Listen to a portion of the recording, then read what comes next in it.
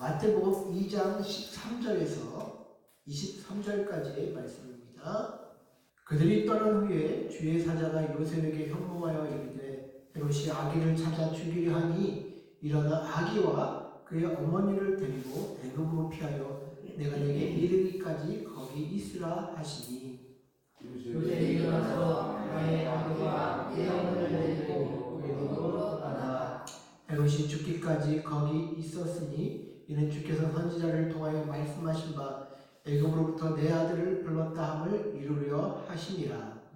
이에 박사에게 공부를 알고 시비노하여 사람을 원래와 모든 지경아니는 한 아이를 박사에게 가까이 알아는 그때를 일어나여 부살부터 그 아이를 다 지니 이에 선지자 예레미야를 통하여 말씀하신 바 라마에서 나온 그의 행복한 아들과 이르니 라헬이 그 자신을 위하여 거듭하는 것이라. 그가 자신의 손으로 미워한 꼴을 거절하다가 하니 이루어졌느니라.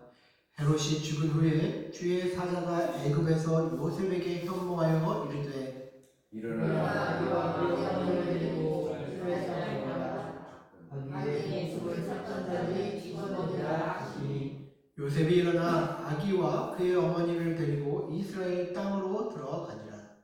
그러나 페라오가 그의 아버지 헤롯을 이어 유대의 임금됨을 듣고 거기서 두려워하더니 꿈에 지시하는 자마다 발들이 저절로 떠나가 함께 읽겠습니다. 나사렛이라는 동네에 가서 사니 이는 선지자로 하신 말씀에 나사렛 사람이라 칭하리라 하심을 이루려 함이로라. 아멘. 네, 오늘 말씀은 말씀대로 나사렛 사람이 되신 예수님이라는 제목을 가지고 여러분들과 함께 말씀을 나누고자 합니다. 여러분들은 크리스마스 전쟁이라는 말을 혹시 들어보셨습니까? 크리스마스 전쟁. 이 말은 크리스마스 때 실제적으로 벌어진 어떤 전투를 이야기하는 것이 아니라 미국에서 일어난 종교적 가치관 충돌을 가리키는 말이었습니다. 10여 년 전에 미국에서는 이제 좌파 정부와 또 무신론자들이 기독교적인 색채를 없애기 위해 미국의 오랜 전통이었던 크리스마스를 가지고 시비를 벌였던 적이 있었는데요. 몇 가지 이제 두 가지 예를 들자면 캘리포니아 이제 산타모니카시에 있는 그에서 시에서 운영하는 팰리세이드 공원이라는 곳이 있었습니다. 그래서 이 공원에서는 이런 식으로 50년 동안 매년 크리스마스가 되면 아기 예수의 탄생을 묘사하는 그런 조형물들을 전시하곤 했는데요. 그런데 한 무신론자가 공공장소에서 이렇게 기독교를 상징하는 조형물이 전시되는 것이 종교 분리의 원칙에 위배된다라고 하면 항의를 하기 시작했고, 또 그 무신론자는 여러 다수의 무신론자들을 규합해서 그 공원에서 자신들의 전시물을 설치하겠다며 여러 개의 공간을 서로 신청하기 앞섰습니다. 그래서 당분간 신청자들이 늘자 제비뽑기를 하기로 해서 공간을 나누기로 했고, 그 결과 무신론자들이 대다수 공간을 가져갔고 교회는 두 곳만 가져갔다라고 이야기를 하는데요. 그래서 이후에 이 산타모니카 시의 의회는 공원에 관리하는 상관없이 조형물만 세우는 것을 금지하기로 법적으로 결정을 합니다. 그래서 무신론자들은 자신들도 조형물을 세울 수 없게 되었지만 아기 예수의 탄생을 축하하는 이 크리스마스에 예수의 모습도 찾아볼 수 없게 되었다라고 이야기가 전해져 왔습니다. 또 하나가 있습니다. 또 하나는 어떤 크리스마스 전쟁이 있었냐? 뉴욕 맨하탄에서 가장 분주한 타임스퀘어에 무신론자들이 세운 이런 대형 간판이 걸리기 시작되었습니다. 하나는 산타클로스의 웃는 얼굴과 또 밑에는 십자가에서 고통을 당하는 예수님의 얼굴을 위아래에 두고 이런 문구가 적혀있죠. 잘 보이시나 모르겠는데 Keep the merry, 즐거움을 유지하라, Don't the miss, 신화는 버려라, 이런 뜻인데, 이런 광고를 하면서 예수님의 탄생을 조롱하기 시작되었다. 시작하기 앞섰죠. 그래서 무신론자들이 이런 식으로 예수 그리스도의 탄생을 축하하는 크리스마스에 이런 식으로 이제 시비를 걸면서 크리스마스의 전쟁이 미국에서 시작되었다라고 이제 10여 년 전에 이렇게 이야기합니다. 그래서 여러분들 이렇게 크리스마스를 두고 가치관 전쟁을 벌이고 있죠. 그래서 여러분들도 이제 이런 거 보셨을 것입니다. 연말이 되면 뭐 백화점이나 이런 데에서 돈이 잘 모르시는지는 모르겠지만 해피 헐리데이라는 이제 그런 단어를 쓴 걸 많이 보셨을 거예요. 이게 다 이제 무신론자들이 메리 크리스마스, 뭐 해피 크리스마스 이거를 쓰지 않고 단순히 뭐 행복한 휴일을 뜻하는 해피 헐리데이라는 이 문구를 쓰면서 예수님이 탄생하신 이 크리스마스를 말살하려고 한다라는 것이죠. 이처럼 우리가 사는 이 세상은 이제는 예수님의 흔적을 지우려고 사탄은 애를 쓰고 있습니다. 그리고 이러한 시도는 앞으로도 예수님이 오실 때까지 일어날 일일 것이다 라는 것을 우리는 모두 알 수 있죠. 왜냐하면 예수님이 태어나실 때에도 이런 일이 있었기 때문입니다. 오늘 우리가 보시는 본문을 보시면요, 예수님이 태어나시기 전에 예루살렘을 다스리는 한 왕이 있었거든요. 그 왕이 바로 오늘 나오는 헤롯 왕입니다. 이 왕은 보통 헤롯 대왕 이렇게 많이 부르는데요. 이 헤롯 대왕의 진짜 이름은 헤롯 안티파테르 2세였습니다. 이 헤롯 안티파테르 2세가 헤롯 대왕이라는 칭호를 받는다는 것은 그가 당시에 얼마나 정치적인 영향력을 발휘했던 사람인지 우리는 알 수 있는 대목이고요. 헤롯 대왕은 정말로 정치적으로 탁월한 사람이었습니다. 그가 이제 정권을 차지하기 위해서 모든 대적들을 물리치고 BC 23년에 이제 그 땅을 봤을 때 다윗 왕국의 한도와 거의 맞먹는 그런 넓은 넓이의 영토를 로마에 허락하여 다스릴 수 있었던 왕이 바로 이 헤롯 대왕이었다라는 것이죠. 그래서 이 사람은 정말 어떻게 보면 정치력 하나는 끝내주는 사람이었습니다. 에돔 출신의 사람으로서 정말 넓은 영토를 다스렸던 사람인데요. 그래서 이 사람은 유대인들과 로마인들의 환심을 사기 위해서 참 여러 가지 일들을 많이 했습니다. 헤롯 대왕은 또 제가 에돔 출신이라고 말씀드렸죠. 이 사람은 에돔 출신이었기 때문에 유대인들은 그를 별로 좋아하지를 않았어요. 그래서 유대인들의 환심을 사기 위해서 예루살렘 성전을 증축해서 멋지게 재건했던 것이 예수님 시대의 성전이었습니다. 또한 그는 여러 가지 건축 사업을 많이 하였는데요. 뭐 수로 확충도 하고 경기장도 짓고 뭐 궁전도 짓고 극장도 건설하고 이렇게 건설도 많이 했는데 특히 사마리아, 여리고 이런 등의 도시 건설에도 많이 힘을 썼습니다. 특히 이제 지중해 연안의 조그만 항구 도시였던 가이사라는 그런 항구를 큰 항구로 만들어서 로마 황제 가이사 아우구스토에게 경일을 포함해서 드렸던 그 도시가 바로 봉헌한 도시가 가이사라라는 것이죠. 그래서 여러분 가이사라 빌립보도 어떻게 보면 황제에게 봉헌했던 도시이기 때문에 그 가이사라라는 단어가 들어가는 것입니다. 이처럼 그런 뛰어난 정치력을 가진 왕이었음에도 불구하고 항상 두려워했던 것이 정권에 대한 두려움이었어요. 왜냐하면 그는 이제 정통 유대인이 아니었기 때문에 이 유대인들이 폭동을 일으켜서 이제 정권을 찬탈하지 않을까 항상 걱정 근심이 많았다라는 것이죠. 그래서 그는 말년에 자신의 어떤 이제 정권과 관련된 일이라면 두 아들을 죽일 정도로 어떤 그런 잔인한 성격의 사람이었습니다. 그래서 헤롯 대왕은 그만큼 능력은 있었으나 그 능력을 유지하기 위한 어떤 기반의 정당성이 없었기에 자신의 정권을 지키기 위해 전전긍긍했던 사람이다라고 우리는 평가할 수 있다는 것이죠. 이렇게 병적으로 정권에 집착하는 헤롯의 모습은 오늘 보게 된 동방 박사들이 유대인의 왕으로 나신 왕께 경배를 하러 왔다라고 했을 때 잘 나타납니다. 그는 유대인의 왕이 될 아기가 태어났다는 소리를 듣자 자신의 정권이 창탈될 것이 두려워 미래의 두려움의 싹을 제거하고 싶었을 것입니다. 그래서 동방의 박사들에게 거짓말을 하고 자신도 메시아를 만나서 경배하려고 하니 동방의 박사들에게 그 장소를 알려달라고 하는 것이 오늘의 말씀 이전의 어떤 사건이었다는 것이죠. 그런데 동방의 박사들이 어떻게 했습니까? 천사들의 지시를 받아서 그들은 다른 길로 돌아가고 예수님은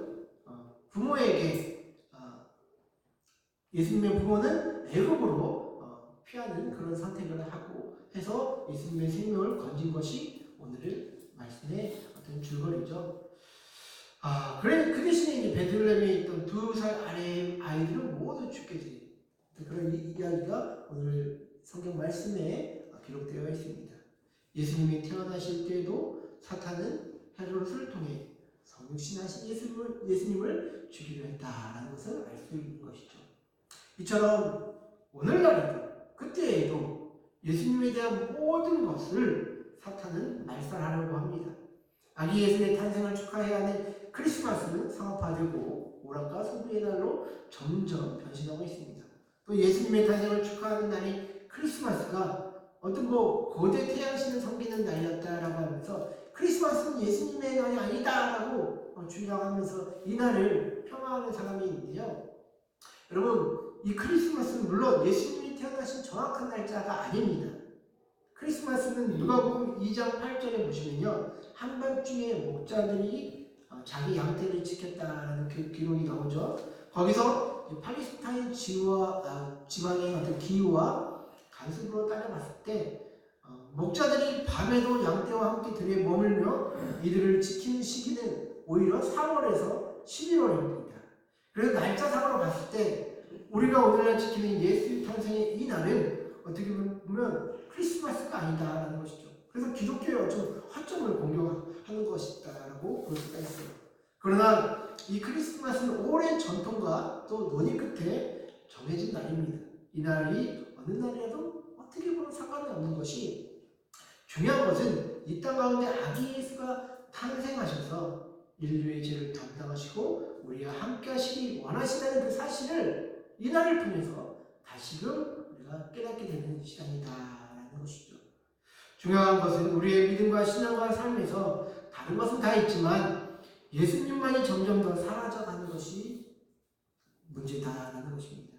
그것이 크리스마스라는 날이 아니어도 교회 안에서조차 예수님이 사라져가는 것이 오늘날 우리가 처한 현실이다라는 것이죠. 이런 상황 속에서 우리가 예수님의 탄생을 어떻게 바라보아야 할까요? 저는 오늘 말씀에 그 해답이 있다라고 봅니다. 그것은 바로 예수님은 하나님의 말씀대로 오셨고 사셨고 죽으셨고 앞으로 다시 오실 것이다 라는 사실입니다. 여러분들 마태복음 2장을 보시면요, 구약 성경의 어떤 예언을 언급한 대목이 총 4번 나옵니다. 메시아가 베들레헴에서 나실 것과 또 애굽에서 출애굽하실 것과 또 라마에서 곡소리가 날 것이라는 것과 또 나사렛 사람이라는 칭함을 받을 것이다 라는 것이죠. 그래서 특별히 예수님의 생애가 참으로 독특한 것은 보잘것없는 곳에 오셔서 보잘것없는 부모선에서 길러주셨고 또 보잘것없는 곳에서 자라셨다라는 것입니다. 위대한 인물이라면 뭔가 획기적이고 특별한 스토리가 있어야 할 것 같은데 예수님의 삶의 자리는 별 볼일 없었다라는 것이죠. 그런데 예수님의 특별함은 이런 외적인 모습에 있는 것이 아니라 하나님의 말씀대로 모든 것이 이루어진 삶을 사셨다라는 것입니다. 저는 이렇게 하나님의 말씀대로 이루어지는 축복이 예수와 함께하는 우리들에게도 있기를 소원합니다. 우리의 삶도 예수님처럼 말씀대로 인도받는 그런 삶을 살아야 한다는 것이죠. 하나님께서 마틴 루터에게도 다음과 같은 말씀을 주시면서 종교개혁의 선봉에 서게 하셨습니다. 잘 아시죠? 로마서 1장 17절 복음에는 하나님의 의가 나타나서 믿음으로 믿음에 이르게 하나니 기록되고 오직 의인은 믿음으로 말미암아 살리라 함과 같으니라. 또 아프리카 선교사였던 데이빗 리빙스턴에게는 이런 말씀을 주셨습니다. 사도행전 16장 31절 말씀. 이르되 주 예수를 믿으라. 그리하면 너와 내 집이 구원을 얻으리라 하고.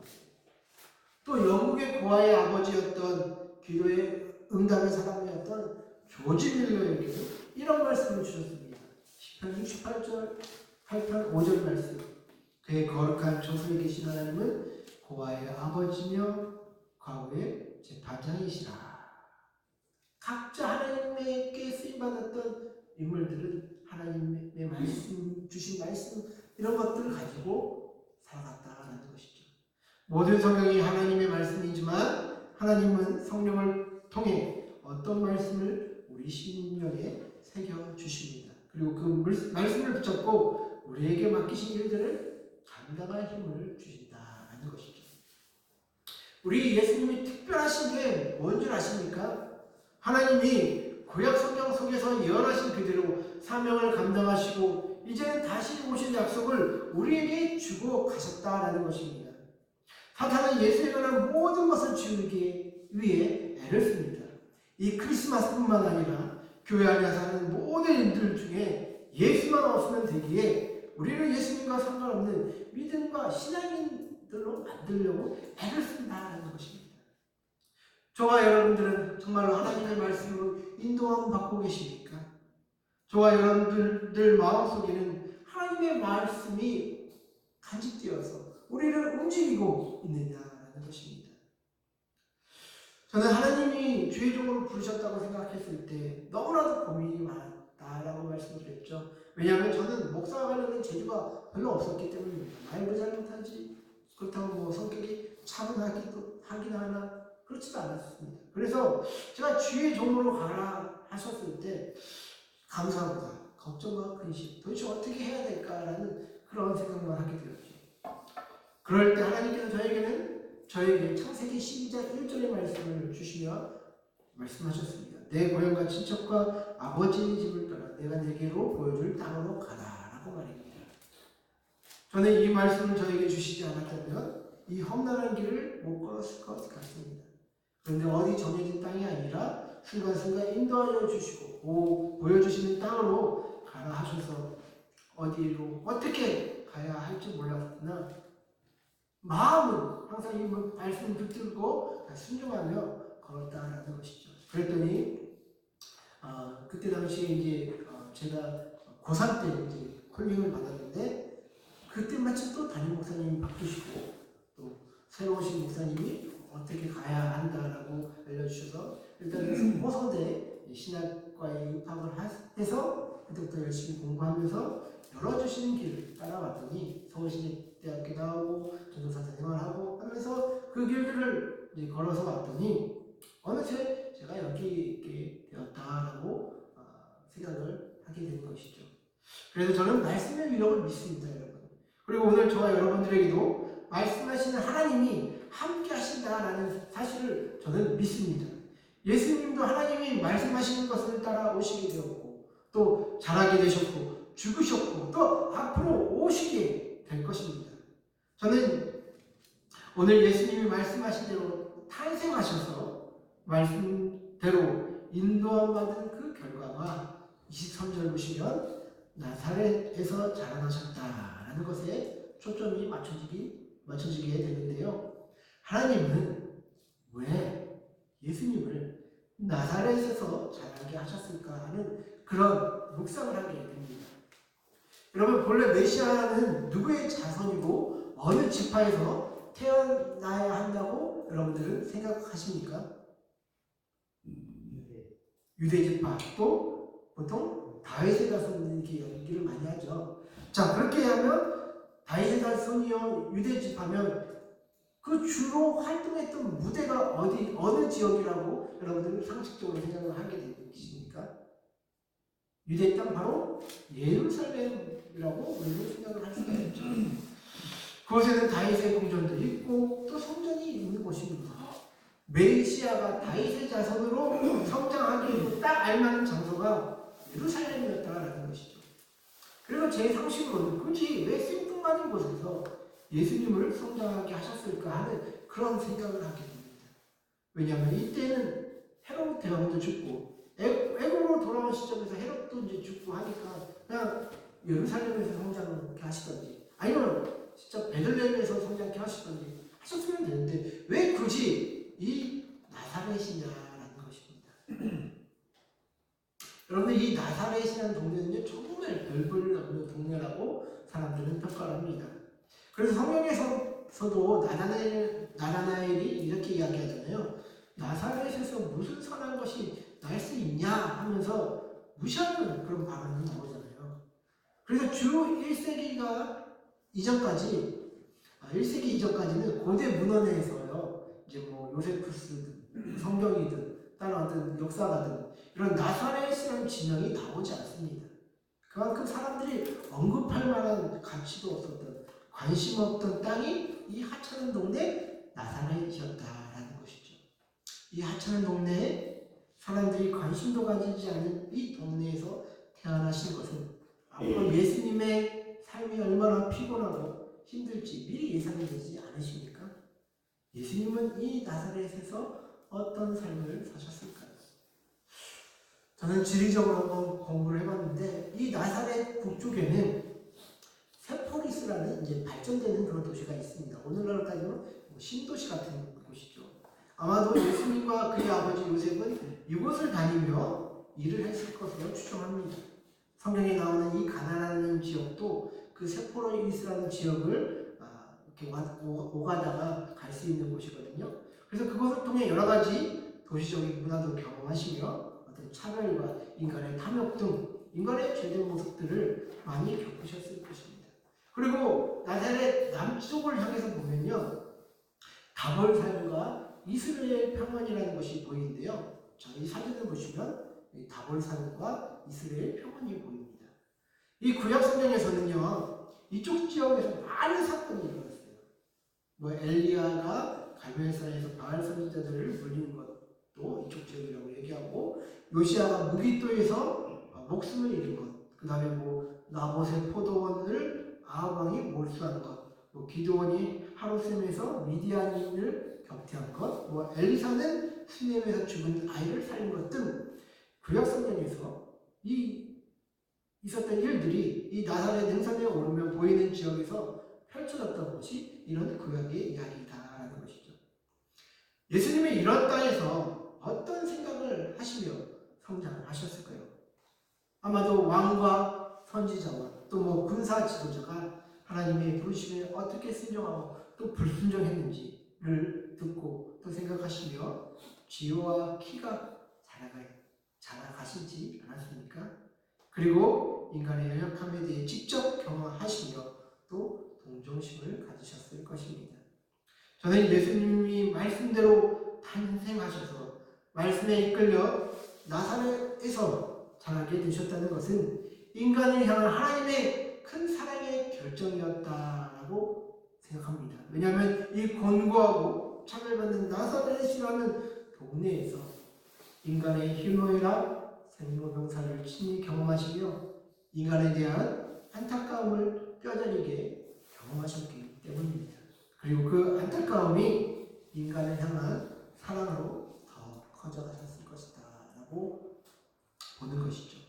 고생을 경험하지 못한 자들은 이해할 수 없는 그런 삶을 예수님이 우리를 위해 친히 고난받으시고 또 감내하시면서 성장하셨다는 것입니다.